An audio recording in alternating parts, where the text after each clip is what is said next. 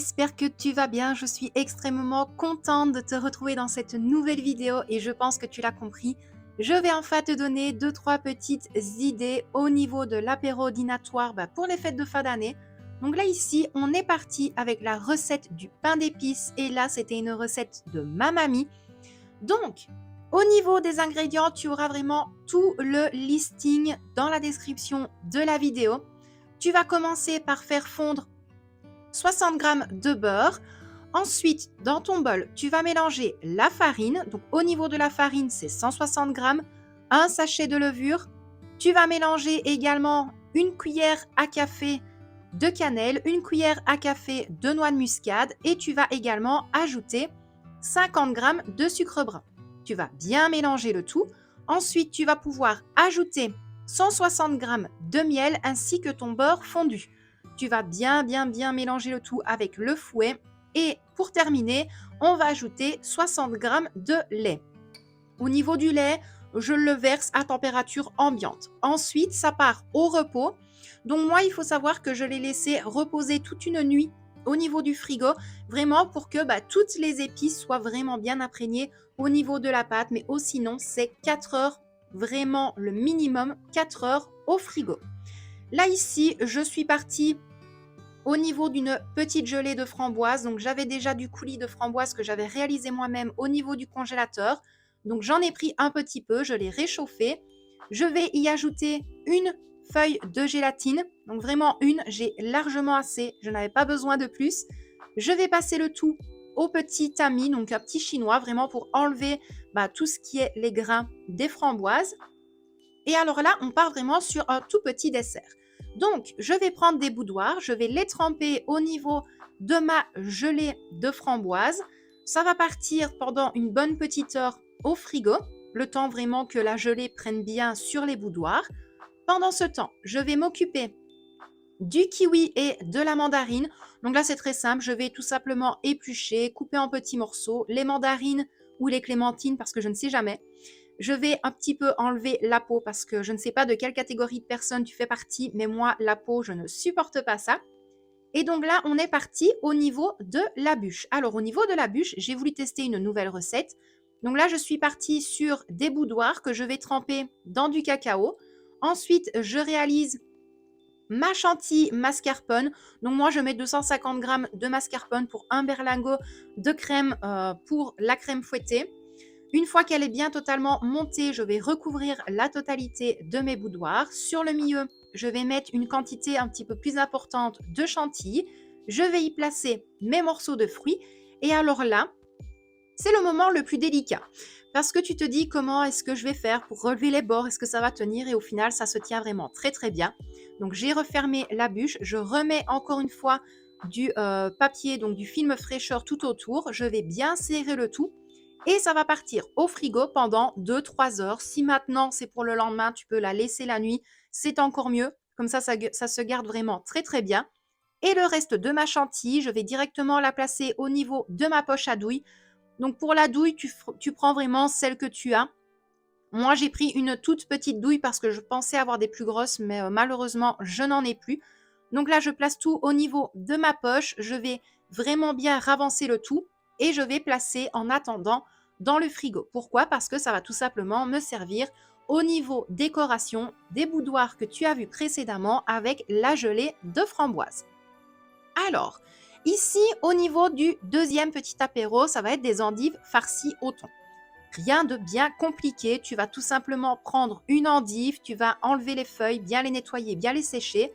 Là ici, j'ai pris une boîte de thon.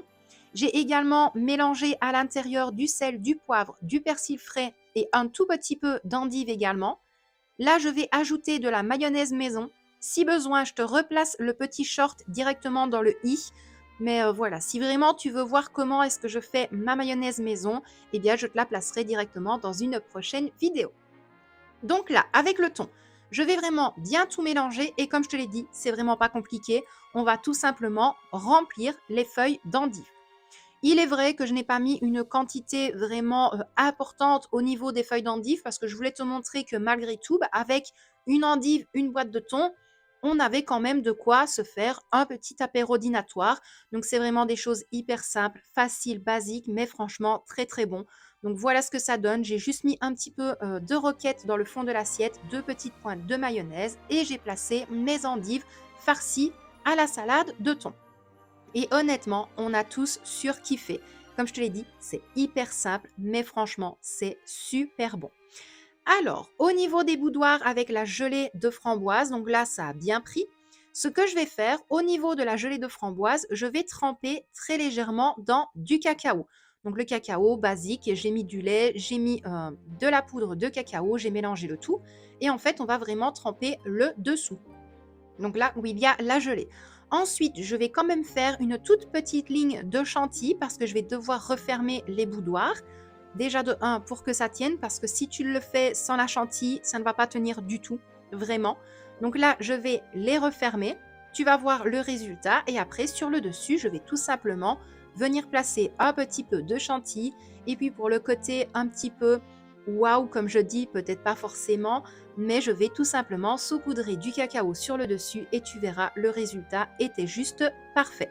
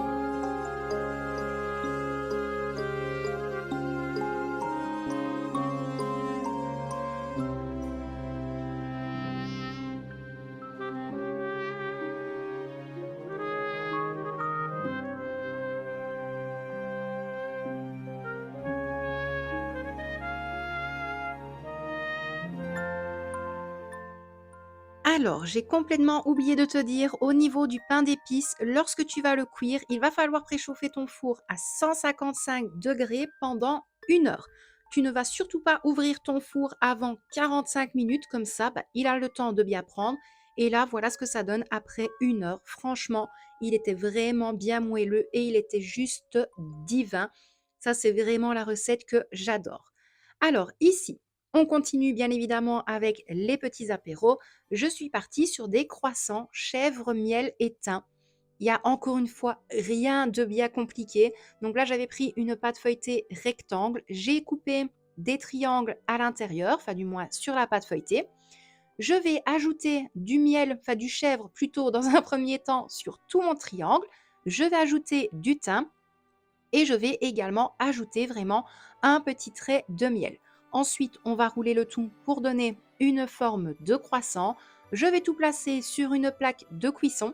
Je n'ai pas badigeonné les croissants, je vais y arriver, avec de l'œuf. Non, pas du tout. Cette fois-ci, j'ai seulement mis un petit peu de miel. J'ai placé également du thym sur le dessus et c'est parti dans un four préchauffé à 180 degrés pendant 25 minutes. Et honnêtement, c'était une dinguerie. Il n'y a rien de bien compliqué, il n'y a pas plus facile, pas plus rapide. Franchement, ça c'est quelque chose que je te recommande lorsque tu veux un petit peu plus entre guillemets de fantaisie. Tu n'es pas obligé de faire forcément des croissants, tu peux faire également des petits feuilletés, mais en tout cas, ça se match très très bien ensemble. Alors, ici, on est parti sur des verrines, des petites cuillères, enfin voilà, avec du foie gras. Donc là, j'ai pris 2 petites tranches de mon pain d'épices que je vais venir faire rissoler au niveau du beurre. Donc j'attends vraiment que le beurre soit bien bien chaud. Je mets directement des morceaux de dés de mon pain d'épices. Là, ici, c'est Victoria qui s'est coltinée à remplir toutes les verrines, les cuillères, tout avec de la sauce foie gras. La sauce foie gras, je te le cache pas, je l'ai déjà dit, c'était vraiment des morceaux de sauce foie gras congelés qui venaient de chez Picard. Donc, je les ai utilisés cette année. Ensuite, au niveau de la sauce foie gras, je vais ajouter entre 3 et 4 morceaux de pain d'épices. C'est vraiment pour dire de remplir. Maintenant, dans les cuillères, des fois, je vais en placer que 2. Au niveau des petits coquillages. Donc, je vais en placer 3 ou 4. Ça dépend vraiment de la place que l'on a. Ensuite, au-dessus de mes morceaux de pain d'épices qui sont vraiment bien dorés, je vais ajouter un petit peu de, comment est-ce qu'on appelle encore ça? Des érelles. Voilà, je vais y arriver. Et après, c'est tout. En fait, il y a rien, comme je te l'ai dit, il y a rien de bien compliqué. Là, j'ai vraiment fait un tout petit morceau de table pour te filmer vraiment le final, entre guillemets, de la vidéo. Donc, tu le vois, il y a pas forcément grand-chose, mais je te le cache pas que ça nous a duré 2 jours. On n'en pouvait plus. C'est passé vraiment très, très, très, très bien. Tout était super bon. Les croissants, on les a mangés froids, mais tu peux les réchauffer vraiment légèrement dans un four. La bûche, pareil, super bon. Les boudoirs, c'était juste un délice.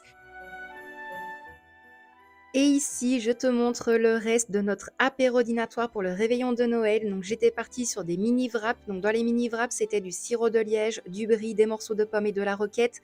Ensuite, il y avait des scampis au salade diable. Il y avait une poêlée de 2 champignons. J'avais également fait des cuisses de grenouille pour moi parce que ça, j'adore, avec du beurre à l'ail fait maison. Et ensuite, il y avait une petite poêlée de boudin blanc avec des pommes. Ça, franchement, c'est juste divin. Moi, j'adore le sucré salé, donc voilà, franchement, c'était super bon. Il n'y avait rien de bien compliqué. J'ai pas passé énormément de temps en cuisine, donc ça, c'est cool. Donc bah voilà, pour la vidéo d'aujourd'hui, c'est terminé. J'espère qu'elle t'a plu. N'hésite pas à tout me dire en commentaire. Et puis moi, je t'envoie plein de bisous.